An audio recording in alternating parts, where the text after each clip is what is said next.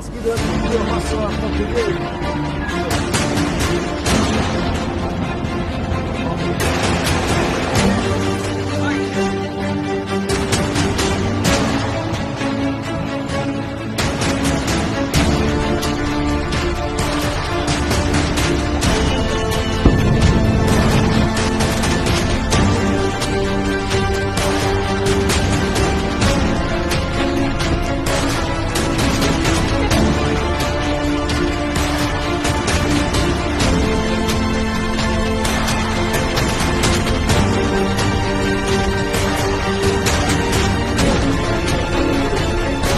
Если я не выживу, то родители,